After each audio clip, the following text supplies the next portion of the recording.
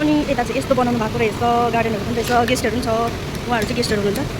यहाँ त माछा त खोइ अन्त माछा मरेको होइन ल, पुच्छरै छैन रहेछ, माछा पनि रहेछ। यसको चाहिँ पुच्छरै छैन रहेछ, तर पनि जिउँदैछ। हामी नि खेल्ला जस्तो छ त।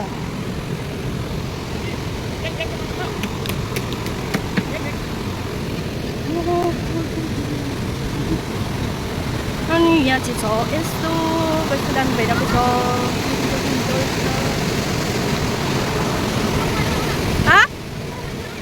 केमा यहाँ चाहिँ यस्तो छ है साथीहरू, कोकोलाई चाहिँ यस्तो यस्तो मनपर्छ।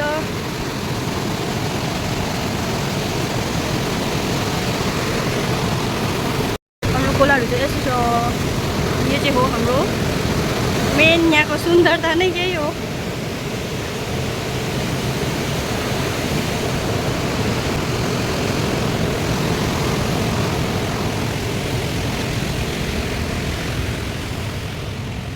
अब चाहिँ हामी जानु आँटेको हो जहाँ चाहिँ हाम्रो मेन स्विमिङ पुल हो। हामी चाहिँ प्रायः जस्तो त्यहाँनिर जान्छ। यो जग्गामा चाहिँ प्रायः गेस्टहरूले पुरा मन पराउँछ यो जग्गा चाहिँ, तर हामीलाई चाहिँ त्यहाँ माथिको मनपर्छ किनभने त्यहाँको त झन् अझै राम्रो छ। र हाम्रो गाउँको ब्युटिनेस चाहिँ यस्तै हो। तपाईँहरूलाई मनपर्छ कि मन पर्दैन माथि देख्नु सक्नुहुन्छ। पानी पर्नै आँटेको छ, अब एकैछिनमा पानी पर्छ। आज मात्रै हो, एक महिनामा चाहिँ आज एकछिन चाहिँ घाम लागेको होला। यहाँनिर चाहिँ गाई पनि रहेछ, चलिरहेको छ। र हाम्रो गाउँको स्विमिङ पुल चाहिँ नेचुरल स्विमिङ पुल चाहिँ पहाडको चाहिँ यस्तो छ। यहाँनिर चाहिँ सबैजना बिचाराहरू पैसा तिरेर जान्छ, हामी पनि गएकै हो पैसा तिरेर। यहाँनिर चाहिँ पर्दैन पैसा तिर्नु। र यो चाहिँ हो, यहाँनिर चाहिँ क्याम्पिङ हुन्छ। अनि यो चाहिँ थुप्रो छ, यहाँ पनि मिलेर गर्नुभएको। यहाँ चाहिँ क्याम्पिङ स्टार्ट गर्नुभएको छ। धेरैजना गेस्टहरू आएर चाहिँ गइसक्नु भएको, धेरैजना आउनुहुन्छ गेस्टहरू। अनि यहाँनिर चाहिँ यस्तो थिएन पहिला चाहिँ, अहिले चाहिँ यहाँ यसरी बनाउनु भएको छ, बस्नेहरू बनाउनु भएको छ। अनि यहाँ मुनि चाहिँ हो, यो चाहिँ हो हाम्रो खास स्विमिङ पुल चाहिँ।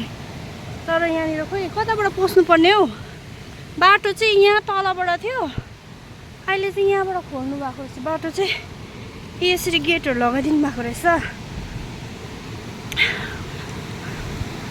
र हाम्रो स्विमिङ पुल चाहिँ यहाँ छ, मेन स्विमिङ पुल जहाँ चाहिँ पैसा पनि लाग्दैन, नेचुरल स्विमिङ पुल हो। यो चाहिँ हाम्रो पहाडको एकदम चिसो चिसो पानी हो। अहिले चाहिँ खोला बढेर चाहिँ अलिक स्विमिङ गर्ने लायकको भएको छ, नभए चाहिँ यो सानो थियो।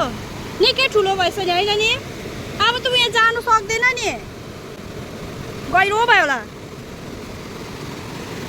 यस्तो भएछ साथीहरू, पानी परेको एक महिना हुन आँट्यो नि त, त्यही भएर चाहिँ खोला चाहिँ यत्रो बढेछ। अस्ति हामी आउँदाखेरि चाहिँ त्यहाँ पर पनि सानो थियो, जानु सक्थ्यो। अब त त्यहाँदेखि जानु सक्दैन किनभने यस्तो बहाउ छ पानीको होइन, बगाउने डर हुन्छ। यतातिर त पानी नै थिएन, यहाँनिर छेउमा त यतातिर पनि पानी भरेछ। र आजको भिडियो चाहिँ यति नै थियो। तपाईँहरूलाई के कस्तो लाग्छ, मनपर्छ कि मन पर्दैन भन्नुहोस् होला। कस्तो लाग्यो हाम्रो जग्गाहरू, यस्तो छ साथीहरू, हाम्रो गाउँ चाहिँ यस्तो छ।